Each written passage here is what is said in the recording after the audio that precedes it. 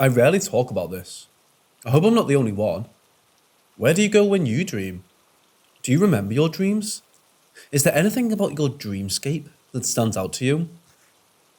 I've always felt different, like I have an extra sense or frequency that I can't quite identify.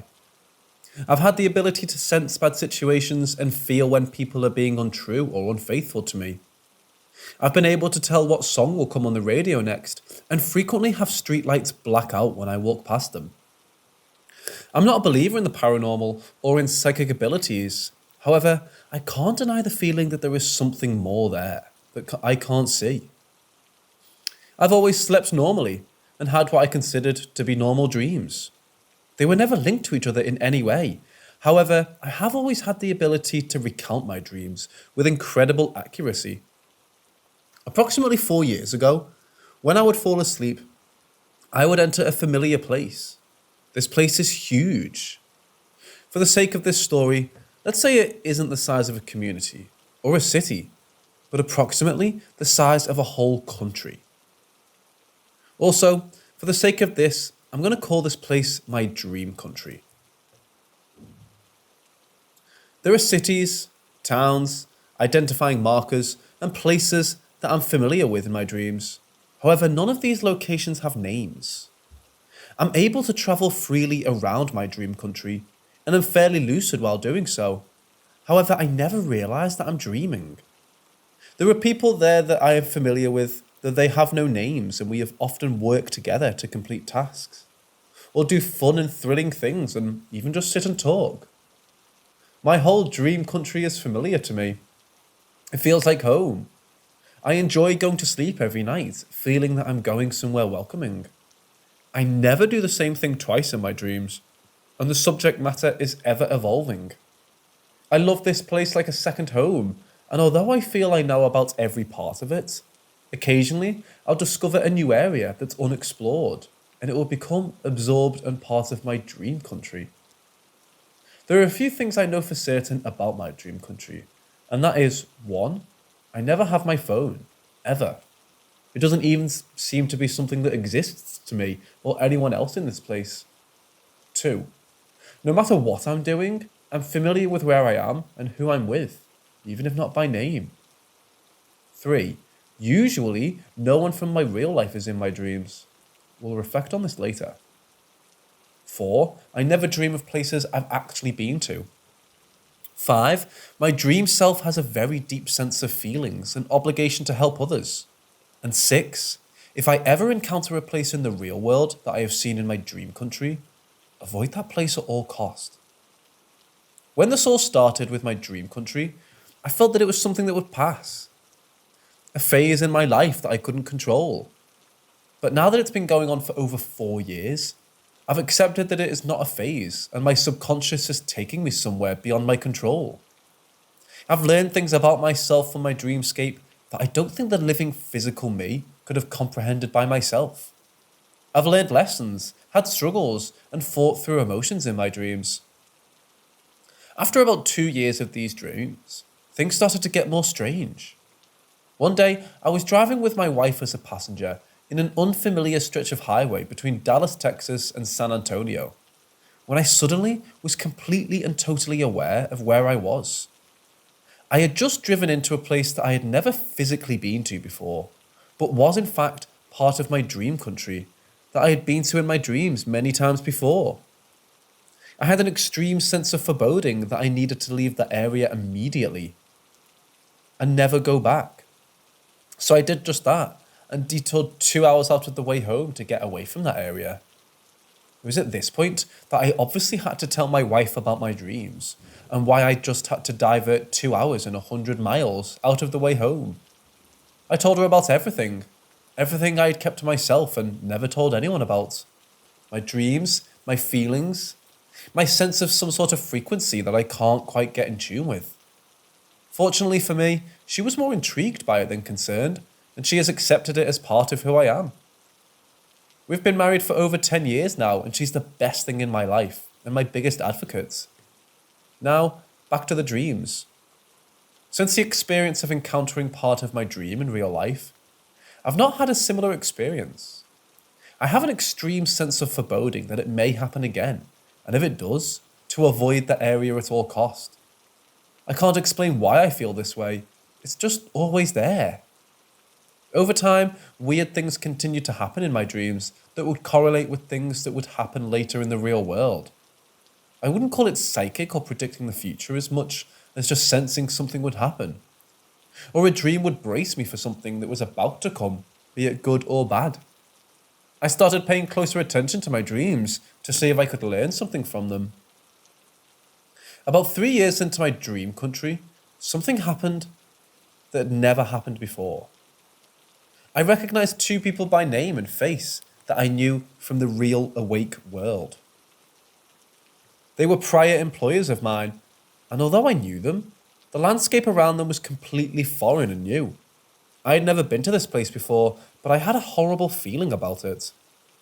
They kept trying to get me to come back to work for them, and I kept turning them down over and over because I had a horrible feeling about everything. That something bad was going to happen.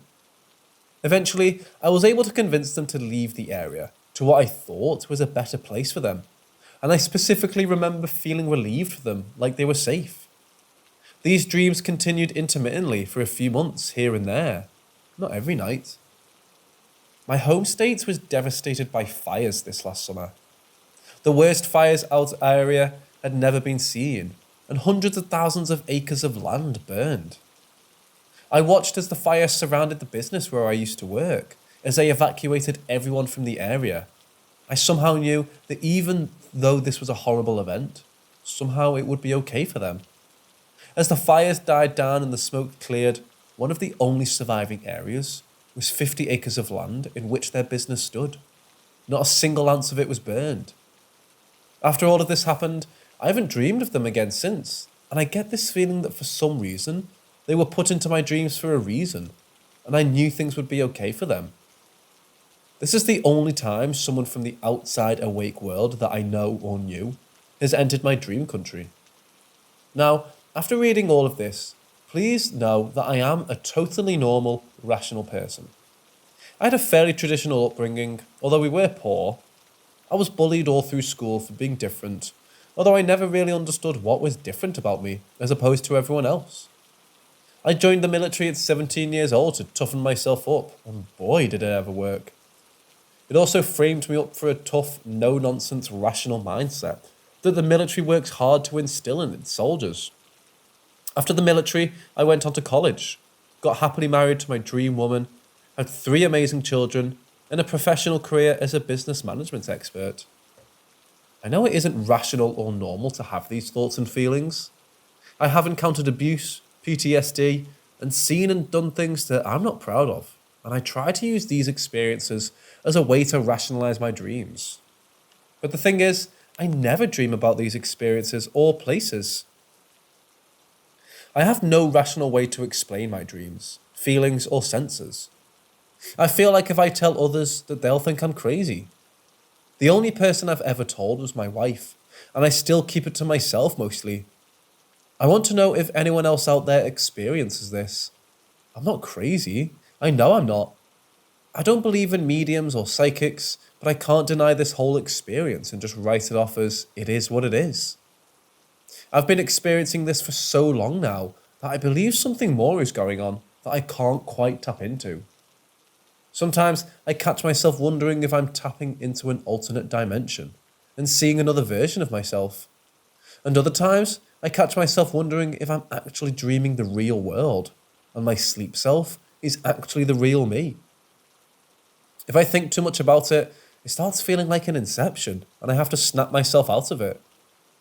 I love my dream country. I love going there every night. I have a home there that I know is my own and people that I know are friends.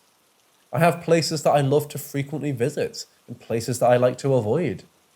I have a whole sense of self in there that only exists in that plane. It's too complicated to try and describe all of it through text, but I would love to talk to someone about it over phone, in person, or live chat. I'm not crazy. Is there anyone else who experiences this? Is there anyone out there who studies these phenomena that I could talk to try to figure this out? Is there someone out there who knows someone like this? Are there scientists or professionals who can explain what's going on? I can't be the only one. Someone out there has the answers, and that's the reason I'm reaching out. I'd like to remain anonymous, just for the fact that this is my first ever time reaching out, or telling people my story, and I'm scared that I'll be made fun of, demeaned, or ostracized in some way, shape, or form. I'm not scared of my dreams or how I feel. I just want to know why, how, and if there are others. Please help.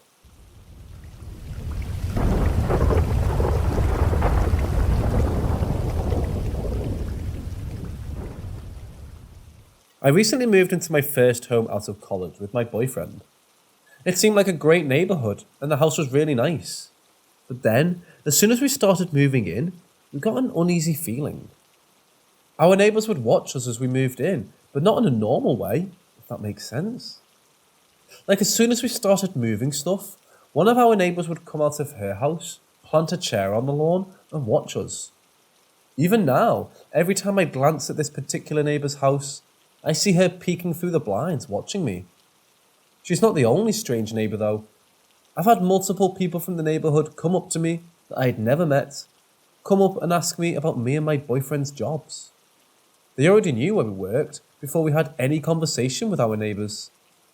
I had plans with friends for Independence Day, and as I was getting ready to pull out of the driveway, I saw my neighbour suddenly standing outside my car window. He asked me, "Are you trying to leave?" I told him, "Yes, I'm going to a 4th of July party." And he said, "Well, we have the street blocked off, so you won't be able to leave." I said, "Well, my boyfriend is going to have to leave because he works tonight." And he said, "Well, I guess we can remove the roadblocks. But just so you know, we have a 4th of July party every year." And the roadblock wasn't a big deal. And I don't know, this wasn't that weird. But as I was driving away, a kid threw a firecracker at my car. Just odd. One night, about a month after we moved in, my friends and I were hanging out on my deck, having a few beers and talking. Then we heard sirens and saw an ambulance and police officers driving across the neighbourhood. We weren't super concerned until they pulled up to one of our other neighbours' houses. The woman who lived there was on her porch, screaming and crying to the officers, sobbing and yelling, "I cut him down, I cut him down." Then they loaded her husband's body into the ambulance while we watched. We learned later that he had hung himself and he died. The wife of the man who had died was very strange as well. She would randomly, not extremely often, but enough for it to be a pattern, would wander out of her house late at night around the neighbourhood. We learned from our one normal neighbour that her wanderings happened long before the husband had killed himself. Finally, we have odd happenings in our house sometimes, where the lights flicker, our smoke alarms randomly go off, and I've even woken up with scratches up and down my arms. One night, I was laying on the couch and had fallen asleep. I woke to the sound of someone in the kitchen, and in my sleepy state, I assumed it was my boyfriend. But then I called his name, and I heard no answer. I called again and asked what he was doing. But then I looked in the kitchen and saw no one. Then, as soon as I looked, the deck light outside turned on. My boyfriend came out of our room and asked if I had heard someone in the kitchen too. I was creeped out, but I got up and went to the door by the deck to shut off the light. But when I did, I saw a neighbour directly across the yard on her own deck, standing perfectly still, staring at me. I was super spooked because it was late, like 2:30 a.m. at this point, and she was fully outside, posted and staring. She wasn't doing a task and wasn't smoking. Nothing. Just standing and staring. I quickly shut off the lights and then went around to all the doors to make sure they were locked. But when I got to the front door, it was unlocked and open 3 inches, which makes no sense, because we have a habit of shutting and locking the doors every time we come inside, whether night or day.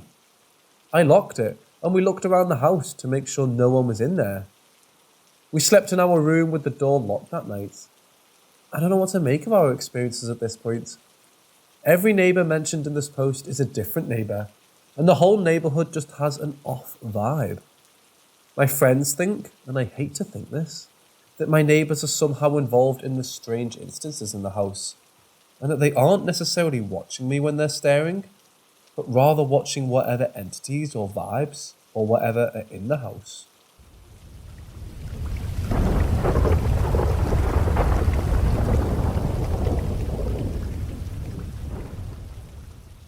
For context, I've been watching a lot of BuzzFeed paranormal videos because they're entertaining, but they also remind me of everything paranormal I've ever been through.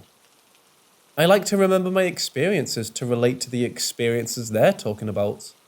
But tonight, I made an intense realization that made goosebumps shoot down my arms. I've always had a strange reaction to specifically the paranormal. I'm a 20-year-old man that has only really cried when an extreme emotional event happens. Death in the family, hard breakups, etc. But whenever I hear something unreasonably paranormal, my eyes randomly produce tears. Could be a ghost story, could be someone talking about a ghost experience. I don't feel scared at all. I actually feel calm with a feeling of being unnerved. I really don't understand why this happens.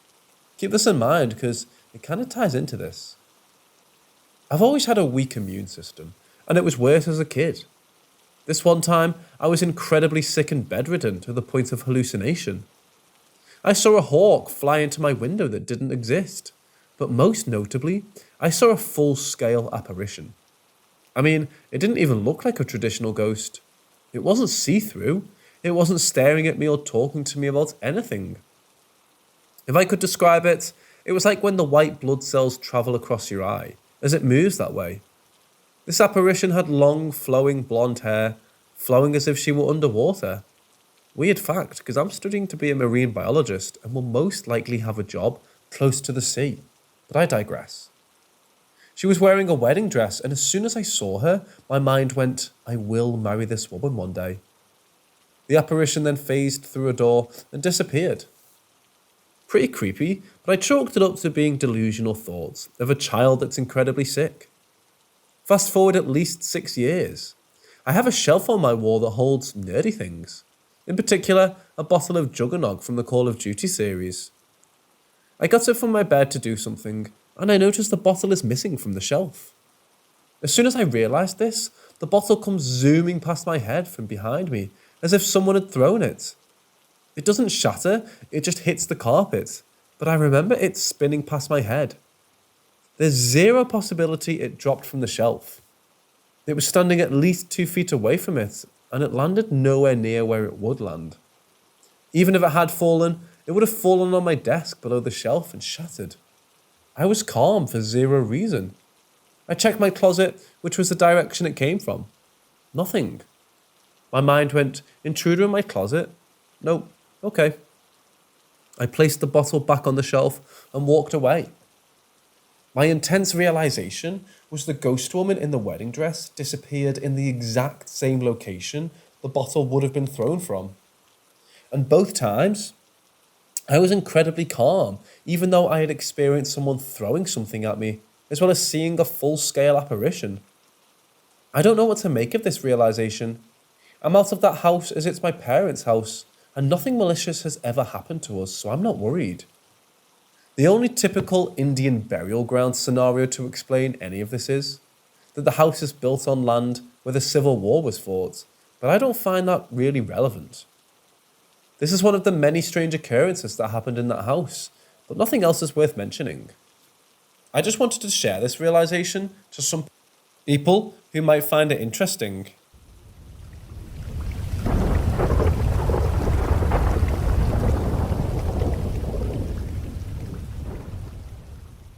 This story takes place in 2016, when I was a paratrooper with the 1st Brigade, 82nd Airborne, stationed at Fort Bragg, North Carolina. I had dabbled in psychedelics since high school, but had never experienced leaving my body. In the army, my psychedelic usage only increased, considering that LSD and mushrooms did not show up on drug tests.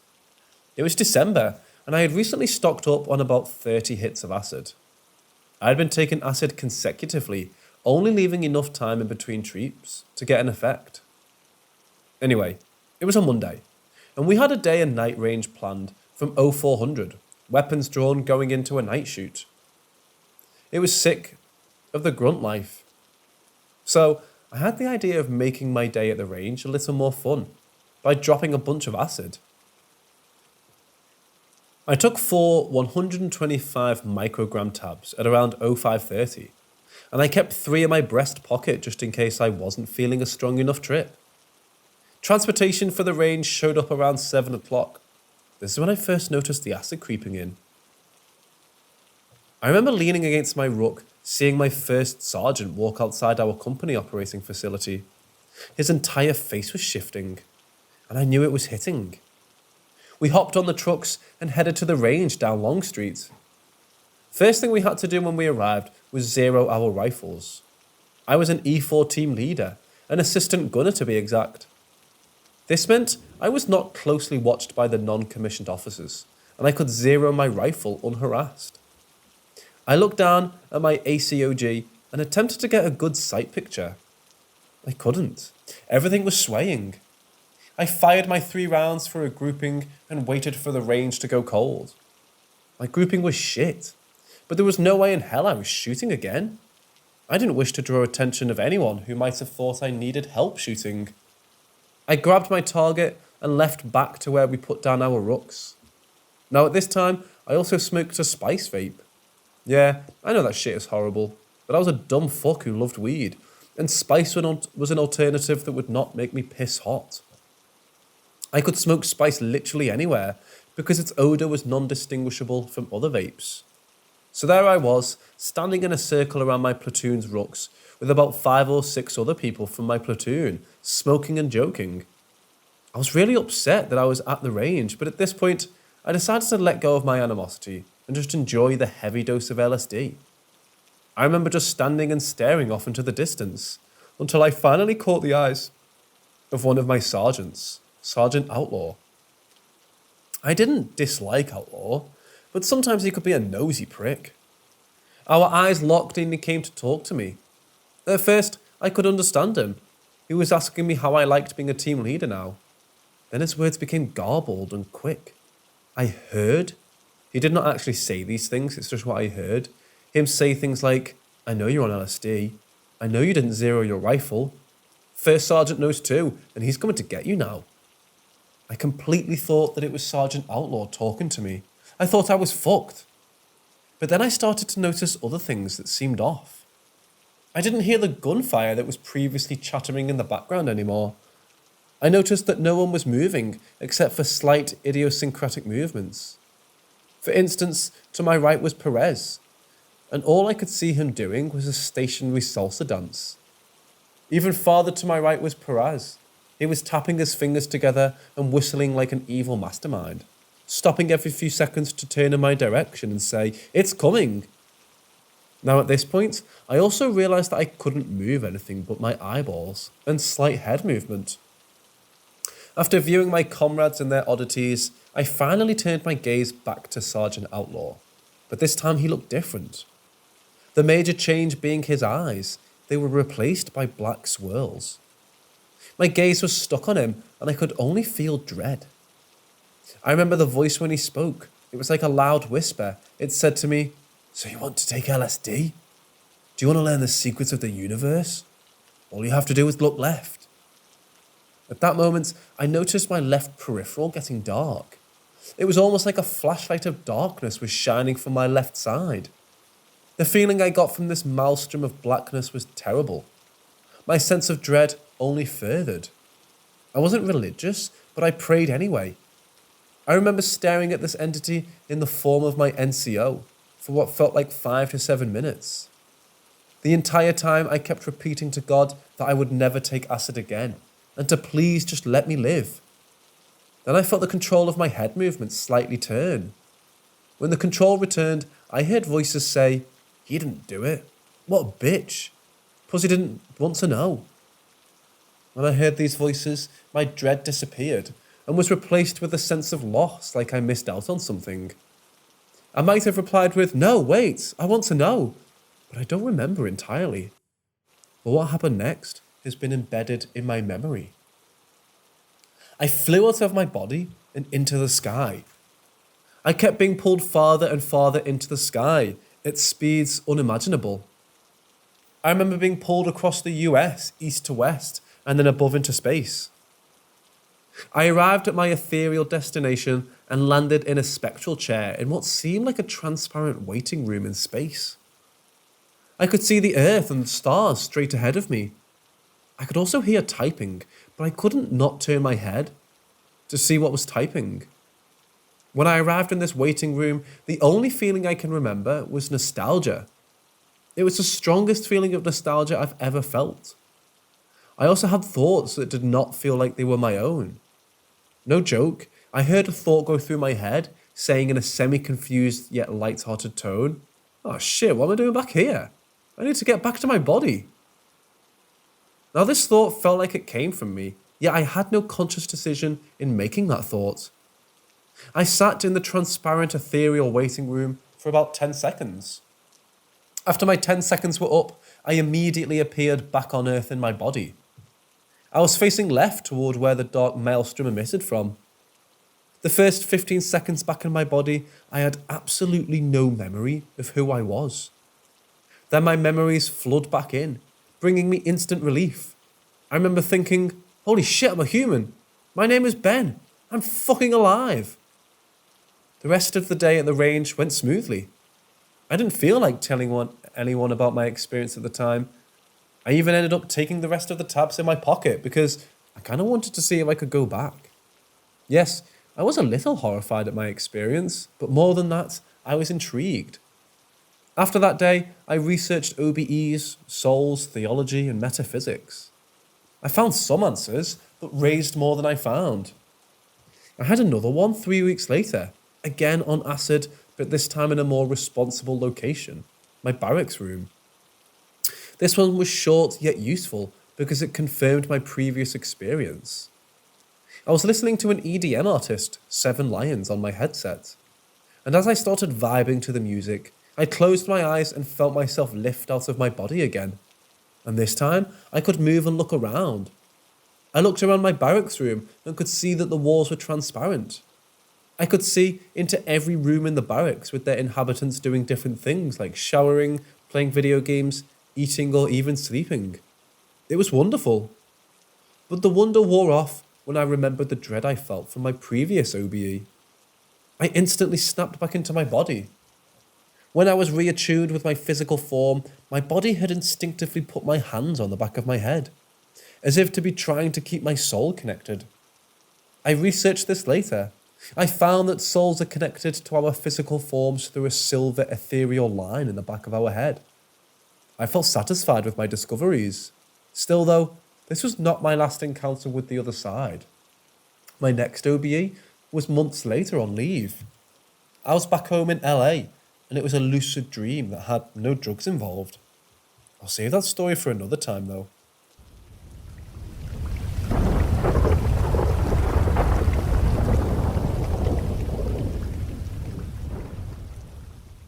After my experience in December, I had found that my mental state no longer aligned with the ethics of my profession. I was an infantryman. Closing within and destroying the enemy in close combat was something we all strove for. To understand this story, a little background on myself was necessary. When I first joined the army, my motivation for combat came from a place of anger, confusion, and personal turmoil. My father raised me with violence, but I allowed his actions to affect and define my character. From 13, I began to self-medicate with anything I could find, from weed and alcohol to pills, MDMA and psychedelics. My junior year of high school, I voluntarily withdrew to attend rehab for an extended Xanax habit. I spent my 17th birthday in a rehab facility in East Texas. At 19, I graduated and joined the airborne infantry.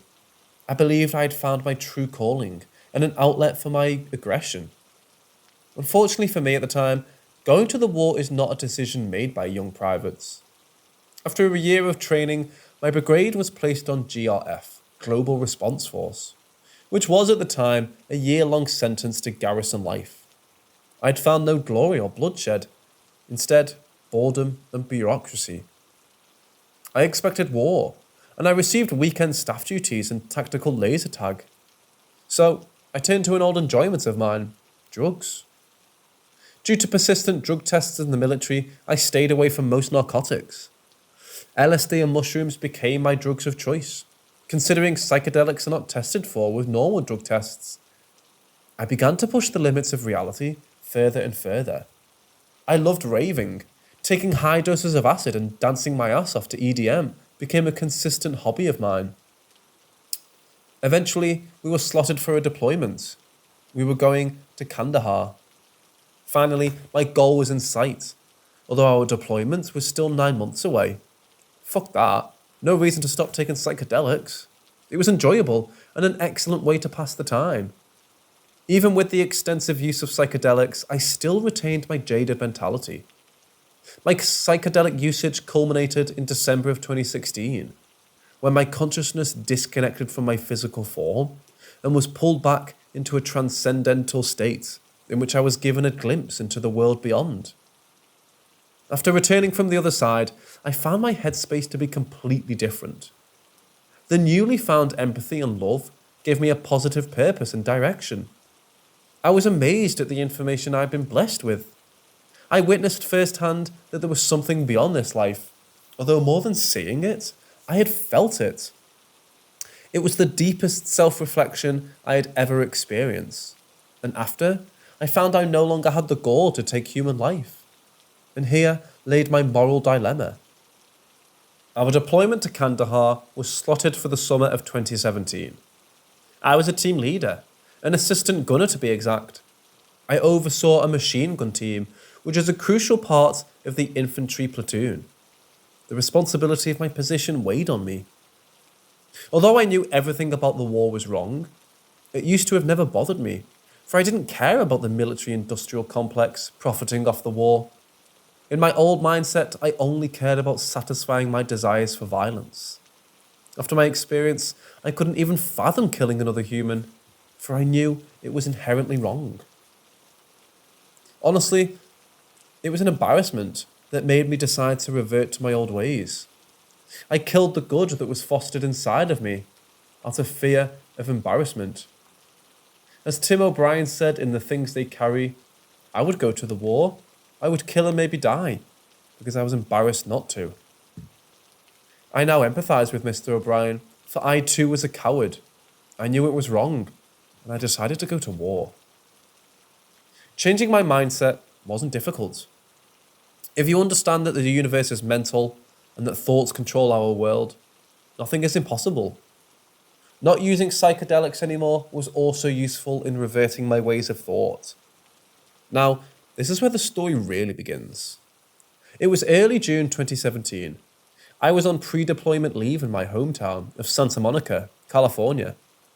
My parents were living in Italy at the time, so I decided to spend my leave in California with my aunt and my friends. My aunt owned a successful escrow business in Santa Monica. She lived in a beautiful condo at the corner of Ocean and California, overlooking the Pacific. She spoiled the fuck out of me while I was there, considering I was about to deploy. I had been on leave for at least a week when the incident occurred. I was watching TV with my aunt while having a glass of Dom Perignon. She bought that shit like water. I had exactly one glass and that was it. My aunt was tired and she went to bed.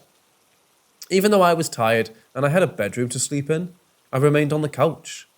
I felt incredibly comfortable on the couch, so I decided to just lie on my back and slip into slumber.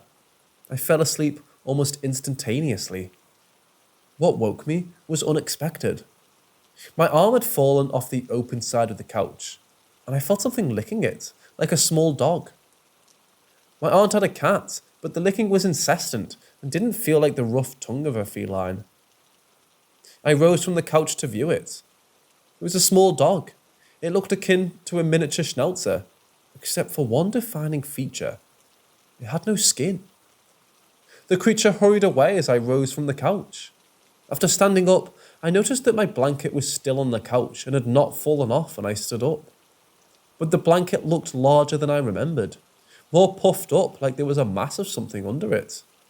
It finally registered. The mass was me. I was under the blanket. The moment I realised I was separated from my body, although my attention was drawn by something across the room.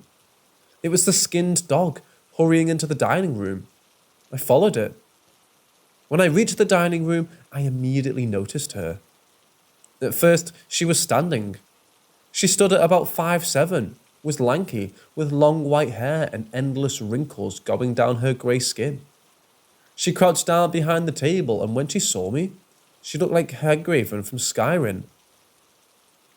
As creepy as this all might sound, fear was not my first instinct. After my experience in December, I was more interested than afraid.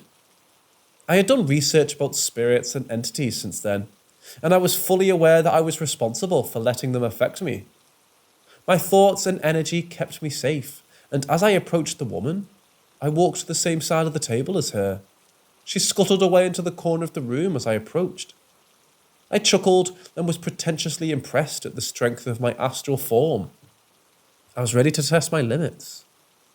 Remembering my research on lucid dreaming, I wanted to attempt to create things in my astral form. I could have tried a million different things. I could have tried flying around Los Angeles in the Pacific Ocean. But no, I was still fucked in the head. I decided to create 2 humans and a pistol so I could kill them. I was psyched up for deployment. All I wanted to do was get my first kill. So why not do a test run? All it took was the thought. I thought about it and it transpired. I created 2 men dressed in suits and a Glock 19 in my hand. I fired 2 rounds into each man, centre mass. Immediately, my vision went white, blindingly so, like a flashbang in Call of Duty. I heard a voice, a loud but calm and familiar voice. All it said was, "You can't kill people in lucid dreams. You're not supposed to do it." Instantly, I snapped back into my body. It was 7:30 a.m. The sun was up and my aunt was cooking breakfast. I walked into the kitchen and saw her cooking something. I was famished and happy to finally be awake from my lucid dream. She asked me if I'd like breakfast. I attempted to respond. I couldn't speak. She asked again. I tried again, no change. I put my hand to my mouth only to realise that I had no mouth. I started to violently shake and vibrate my vocal cords in an intense, muffled scream. And then I awoke. For real this time. I was back on the couch. It was dark. I sat up and looked at the clock on the DVR. It was 3:33 a.m., the hour of the devil. I understood the significance of the time and returned to sleep hastily. I left Los Angeles a week later. I went to Afghanistan in late June. I saw combat, but I never killed anyone, but not for lack of trying. I returned in 2018, and with a year left on my contract, I began to prepare for my new life. I resumed using psychedelics, but in a more responsible manner. My introspective trips kindled my positive mindset. More importantly, though, I found love. I met her in the summer of 2018. Now we're married. I'm now pursuing a degree in philosophy with the goal of spreading the truth of my message. We're more than corporal mass. We are eternal beings. This reality is a medium for our spirit to learn and grow.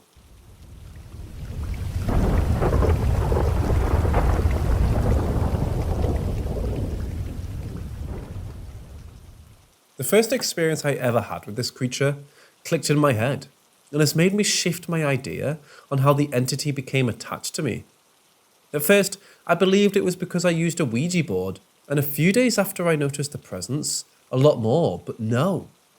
I've later remembered I did a guided third eye meditation, which is no longer on YouTube, and I'm glad it's not, because if this happened to someone who wasn't as capable with energy, I would be very worried.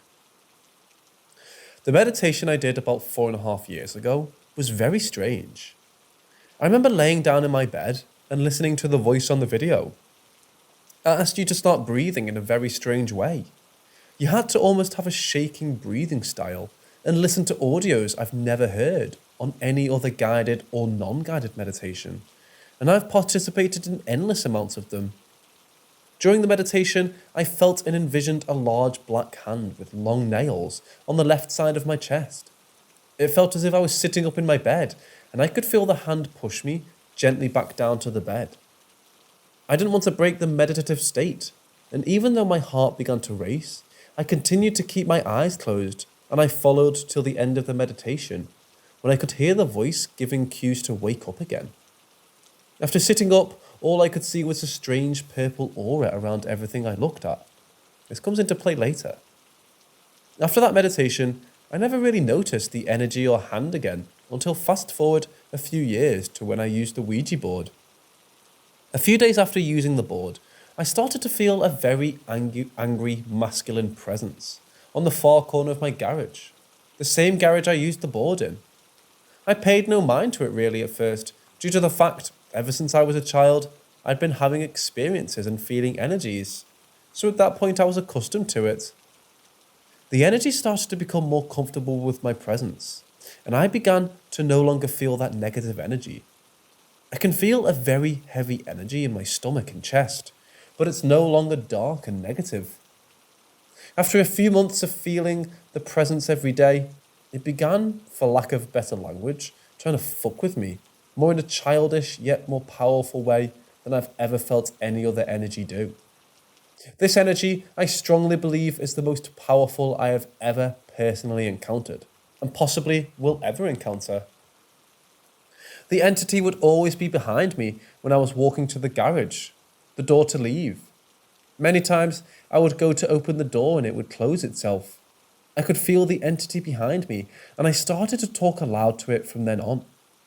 I don't get verbal responses that I can hear, or responses sometimes at all. It's more the entity will do something in response to my words, or will shift the energy I'm feeling as to give a response. The entity definitely likes to use doors the best when it wants my attention, but it has actually touched me like the meditation, and another few times. I was with my friend at probably 2 a.m. in our small town in the grocery store parking lot on our bikes. We didn't want to drive since it was summer, and we were taking in the fresh air.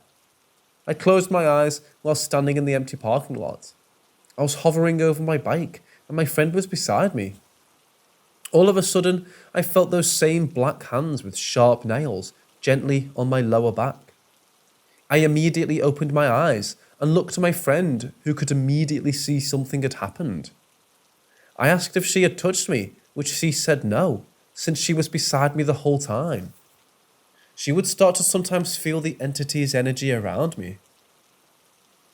One time, I was driving probably a couple weeks after the parking lot incident, and she seen the hand come beside my face while I was driving. That same summer, we went on a trip together with 2 other people. There was a small pond near the Airbnb we were staying at, and at about 3 a.m, we were about to go to the pond, and one of the people we were with yelled "Hail Satan" into the pond forested area. I told my friend after that the entity was planting the idea in my head that we shouldn't go in there. I was feeling super heavy, and as I said that, she had a look in her eyes that I won't forget. She mentioned she could see the dark entity wrapping its arms around my shoulders, as if to hold me down to not go in.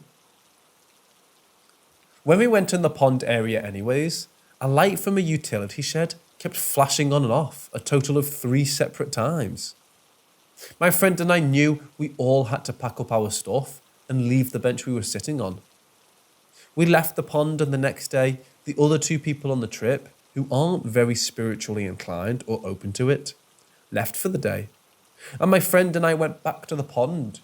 We both had an overwhelming need for whatever reason. We noticed the bench we were sitting on the night before was a memorial bench, and the 2 others had disrespected that space, and that's why the entity was trying to get me to leave the pond that first night. Fast forward to around October 2019. I started dating my significant other, and my friend from before was at my significant other's house with me and her boyfriend at the time. We were all sitting at the kitchen table, and the door behind us opened by itself. My friend looked at me and said, "Hey." So I replied, "That's not very nice, sir. Close the door." Needless to say, everyone almost died of shock when the door immediately closed. This is when I started to really know that this entity is very, very real. It will do things in front of the people I'm around, and not just in front of me. That was what really stuck in my head. Other small experiences included the shower curtain blowing open when I was showering, the screen door to my house holding open once I swung it open and there was no wind. A door near my entryway always opens when I haven't paid much attention to the entity's presence, and it wants to remind me. When I was watching The Nun, he mimicked the hands over my face in the coffin scene to mock the Christian demons in movie. And I could go on. I think you get the idea. This entity, I notice, has a purple aura, which is what made me realise that it was attached to me, most likely because of meditation. Anyways, this entity is still always around me. Just yesterday, I got goosebumps and chills over my entire body when I was in a down mood, and I could feel the entity directly behind me. Not trying to drain my energy, but I was feeling very alone, and it was almost like it was trying to comfort me. I've decided that I'm not going to try and cleanse this energy away, and I'll let it stay for as long as it feels, since I'm not being drained. It's not hurting anyone, and I see no need to detaching the entity if it doesn't want to go, and it isn't doing anything. I've been attached to me fully up to 3 years now, and it's a normal part of my daily life.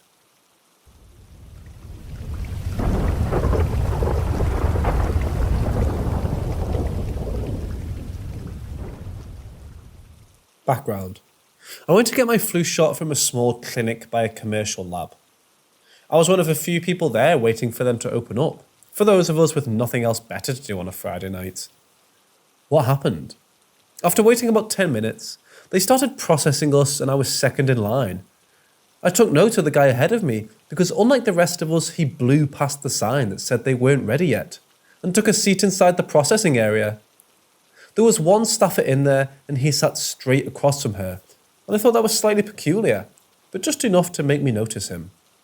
When I did, a couple other things stood out. He seemed nicely dressed for getting a flu shot and was wearing a long-sleeve button-up shirt with a somewhat noisy pattern on it. Just weird in terms of level of dress and wearing long sleeves to get a shot. I finished my quick screening and am led down the hall and into a room that had been converted by adding a temporary cubicle space for shot stations. I see the guy and he's getting his shot and seems kinda distressed about it and is sort of flexing his arms strangely. Some people can't take needles though, so that's not inherently unusual. I go to the other side of the cubicle wall and get mine done like lightning. I'm up in time to go start following this guy to the door marked as the exit. They wanted patients to leave a different route, presumably to keep social distance to a maximum. He seemed confused for a split second, as if he was going the right way, but then swiftly walked out the door. I followed behind, maybe 3 or 5 seconds, no more than that. I followed the very clearly marked path around a corner and into a long hall. This guy must have moved very fast because I couldn't see him anywhere. But then about 2 seconds later, I did. He leaned very suddenly from around a corner, appearing to first look past me, and then at me. He seemed nervous, but I couldn't read his facial expression well due to the mask. Just as quick, he jerked back behind the corner. I thought maybe he was lost and was just peeking around to maybe see where others were going to get out. I continue walking, and then I get to the corner, and no one is there. Before, I thought there must have been a hallway or door there that I didn't remember. I've been to this location several times, but no. Solid white wall. The corner itself is shallow, maybe 2.5 feet deep. Just wide enough to hide someone from the viewing angle I had. There are only 2 doors on that side of the hall. One is just before the corner, and it was very clearly shut, and locked I would think. The other one is further down, and was also shut. That door leads into a very small waiting room that was very obviously closed and very dark inside. I heard no sound during all of this, not a footstep, not a door handle turning, or a door closing. Nothing.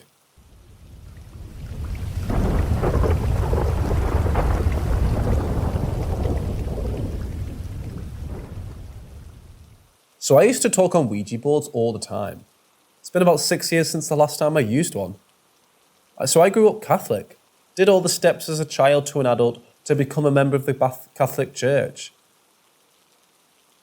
being baptized, etc., blessed all the time, etc. Even had a priest come to the house for dinner once a year and bless our house. Then I started using the Ouija board one day when I was 20 years old at my parents' house. It was fun talking on it, and I would talk on it quite often, every day just about. I met something there that knew the answers to everything. After talking on it and to that thing for a few months, it would talk to me about God. I always thought it was weird because everyone said these are bad or evil. It would tell me how God loves me, how he protects me, how he watches over me, etc. When it would bring God up, I would get this feeling through my whole body. It's this feeling I've felt before, but not as strong as it was coming through the boredom. The feeling starts inside my body. It's this tingly sensation feeling. I can't explain it. Sometimes it would be so strong and warm, it would bring tears of joy to my eyes. It's a good feeling to feel. Always thought it was weird. I kept going to church, and now every time I think of God or pray, I get that feeling. Sometimes it's stronger than others. Well, it's been a few years since I've been on a Ouija board, and I don't go to church really anymore. I've felt that feeling a few times. But last night, I got a notification. Suggested pages I'd like on Reddit. It was a Ouija experience thread. As I was reading and posting about my experiences, I had a rosary hanging on my wall. The rosary bounced off the wall, long and banging against the wall like it was swinging. This had never happened before. It's like how it did that. It's been hanging there for a long time and never moves, and now it banged against the wall and swaying back and forth. Not only that, but when I got that weird sensational feeling, and it was strong, real strong, and it overpowered my body and made me cry again. I really can't explain it. As I talk about it or write this, as it happened a couple times, not strongly, just a light version. Has anyone else ever experienced this feeling I'm talking about? I always think it's God protecting me or talking to me or loving me. It's hard to explain. The only reason I stopped talking on the Ouija board is because it kept telling me not to talk on it anymore, because God didn't want me on it, and just things about God and plans he has for me, and to not get on this. And every time it says the same thing, God don't want you on this. So I stopped getting on it.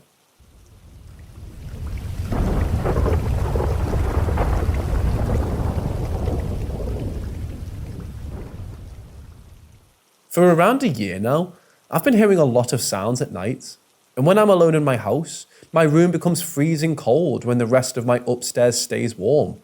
My room is always very hot, and I get the feeling I'm being watched. Now I'm a skeptic and don't really believe in anything after death. So normal when weird things happen, I can connect sounds and things moving to the house is settling. Or I must have moved it but I forgot about it. But there are many things that I cannot explain. I've woken up multiple times to shit in the room next to mine going crazy, and my dog staring at my door confused and scared. Every time this happens, I check my phone, and it's always between 3 and 4 a.m. But I don't want to get into those stories now. I want to talk about what happened today. So my family left and I was home alone with me and my dog, sitting on the sofa watching some TV. Then I heard a wow from upstairs. Me and my dog made a what the fuck? It was that eye contact, but then a thought came into my mind that, oh, my brothers are still here, but have not heard my parents on the VR. So I got up to tell them everyone left. Walking upstairs, I realised that no one was on the VR because the light was off, and you need light for the sensors to work. So I looked around for a bit to make sure it wasn't a prank, then got an idea. I've been watching a lot of ghost hunting shit because I'm bored as fuck. So I say, why don't I do an EVP session to see if anything happens? So I got my phone turned on and began asking questions. I ask, did you make the wow noise? What's your name? And are you scared? Nothing happened when I asked for it, but the record had a lot of bangs that I didn't hear. But I thought nothing was happening, so I asked if it could make a noise or bang on a wall. Then I heard a small thud from my brother's room, run over to look in the room, and there was nothing there. so I weirded out now. I thought that this was just lucky timing, so I left the room and asked again, and it happened again. I ran into the room, looked under the bed in the crawl space, and found nothing, and no one.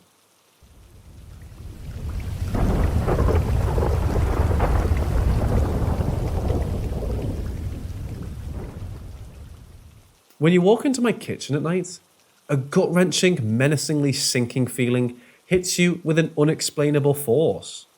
It sticks with you the whole time you're there and leaves the moment you're out. Late last year, I began to pay attention to this feeling and its patterns. I never really thought about the paranormal. I wasn't a skeptic, really. It just didn't cross my mind, ever. So when I discovered how in touch I am with paranormal beings, it really changed my perspective on things.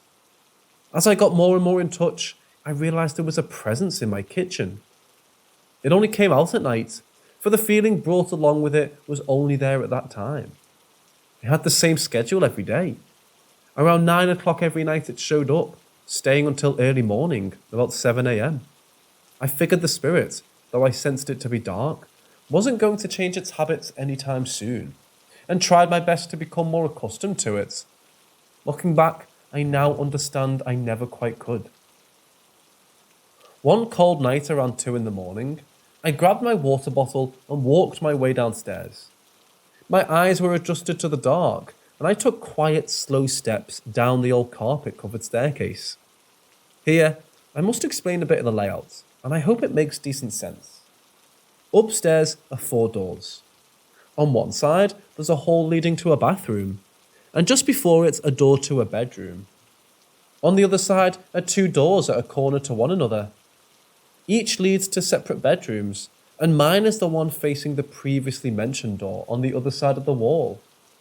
A staircase in the middle of this hall descends down halfway, and then takes a sharp 180-degree turn, fully down to the first floor. An open layout lies at the bottom. The kitchen sits in front of you. To the left, in almost a pocket, is the kitchen. To the right is a wide living room. With that out of the way, I get to the second to bottom step and look to the kitchen. The side of the refrigerator sticks out, causing it to be visible from the stairs. It's the type with the water dispenser on it. I freeze. Right below the dispenser, I'm met with a face. Something is hunched over an awkward crouch, staring at me with eyes I'll never be able to forget. The whites of them glow slightly, making this shadowy figure all that much more disturbing looking. I reach my hand out and turn on the light to the stairs quickly. It's gone. I stare, unable to fully process what I've just witnessed. Was I going crazy? Perhaps I was tired. I didn't feel tired though, and deep down I knew I was fully awake. I walked to my fridge hesitantly, the overwhelming familiar feeling I've mentioned hitting me once more. I fill my water bottle and I leave. The feeling does not go away. Never in the time I've lived in this house has this happened. The feeling, the presence, had always and only stuck to the kitchen. It was impossible, I thought, yet here it was, following me up the stairs and down the hall to my room. I'm struck with dooming fear. Without thinking, I rushed into my room, repeating in my head and aloud that whatever was with me was forbidden to enter my room. Slamming the door, I rushed to my bed and processed what happened, feeling the presence lighten. What did happen? I didn't know. I couldn't think. How could I? What was I to do? From that night on, I noticed a break of pattern. The presence moved around, appearing visually more and more. It stood at the bottom of the stairs, then the centre, then the top. Finally, it moved to right outside my door. Currently, it's moving once again, and I'm unable to confidently pinpoint where its new place is. I'm scared to say this, but I believe it's my closet. I have many more stories about my house. I see shadow creatures often, and I feel and hear their presence.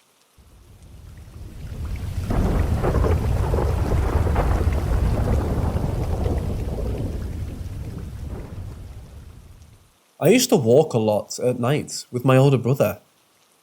We lived in a small mountain town in 2003 and felt comfortable going for walks around the neighbourhood in the dark, especially in the summer. Before this night, did I always believe in ghosts? Not really. I've always been easily scared, but that's due to watching far too many horror movies at a young age. Never from seeing or feeling a presence. This moment stands in my head so clearly still. We were only a few blocks from home, just reached the peak of a slight hill with a streetlight shining its orange glow around us, and the Italian cypress trees all in a row on the opposite side of us in the road. My brother was on my left, I on his right, and we were on the right side of the road. I was talking away, my hand gestures expressive as always, looking towards my brother when suddenly I grabbed onto him, jokingly, and whispered for him to shush. Not that he was talking, that a person was nearby and could hear us. There, just opposite us, across the street, a teenage boy in a striped shirt was walking along with us in one of those cypress tree shadows. I don't think even my brother looked. He may have kept his eyes straight, concerned a stranger at night had crept up on us. Stranger though, the moment that teenager in his striped shirt hit the cast of streetlight between the trees, he disappeared. I stopped in my spot, so excited at what just happened. This ghost, was gone immediately after I had just seen them. My brother was unfazed. He didn't see anything. He didn't believe in ghosts. A few years later, maybe more, as I walked by a car window and caught my reflection, I pondered on why it made me think back to that summer night. The teenage boy in that striped shirt, he had been like a reflection in clear glass. There, but not whole.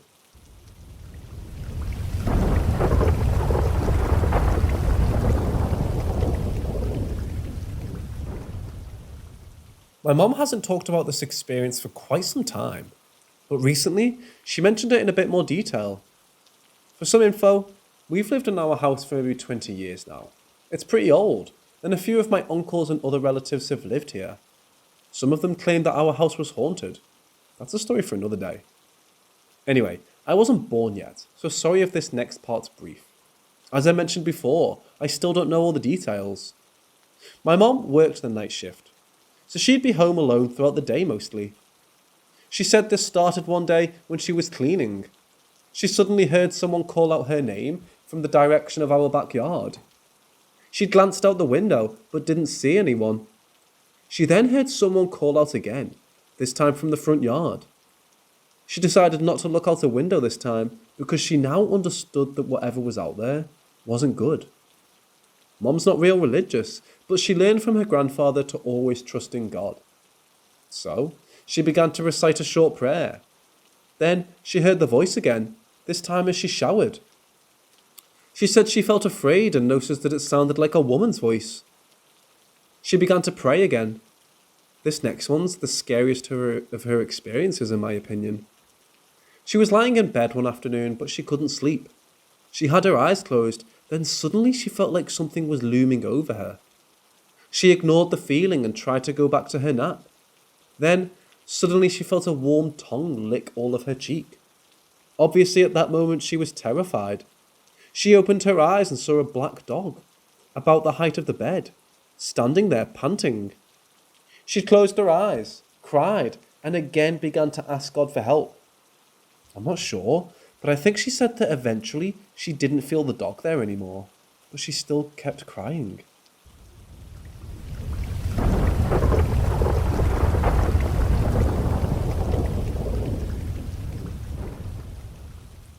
I recently moved into an old brownstone in Brooklyn, New York. The building is pre-war, over 100 years old. When I first moved in, little stuff started happening, mostly doors opening and closing, which my roommates and I would pass off as the building being old. Recently, I've been having feelings like there's another person in my apartment. Specifically, when I walk from the living area to the kitchen, which is basically just a hallway in those two rooms, I get this feeling like someone is going to be in either room when I walk in. If I'm standing in the kitchen cooking or whatever, I tend to turn around and assume that my roommate or boyfriend is there with me, but there's no one there. That happens kind of often. Like I will literally start forming a smile and will go to say something to them, but realise I'm alone. Last week, I was doing dishes when I heard someone humming. I shut the water and gave another listen, and I distinctly heard in a higher pitched voice. It was just me in the apartment at this point. It didn't freak me out, but certainly caught me off guard. I told my roommates, who confirmed she was on the phone with her dad, which I couldn't hear through the wall anyway. Which brings me to yesterday, when I spoke to my landlord about my experience. His wife asked me if I was empathic. I'm a social worker slash therapist, so I do have high emotional intelligence and read people fairly quickly. I just told her what I feel when in the kitchen and living room areas of the apartment. Y'all, they proceeded to tell me how they had a previous tenant in my apartment who frequently saw a woman walking from those two rooms, and they themselves have felt cold breezes between that area as well. We all agreed that it's not a bad or creepy feeling, but still catches you off guard. Before I sat down to write this, I was making coffee in the kitchen when I heard a loud woman's sigh. I don't know, y'all, I've never really experienced something like this, so any advice on how to not get creeped out would be great. I also feel like my roommate doesn't really believe me. I've heard other things but don't tell her because honestly, I don't want to scare her or have her think I'm crazy.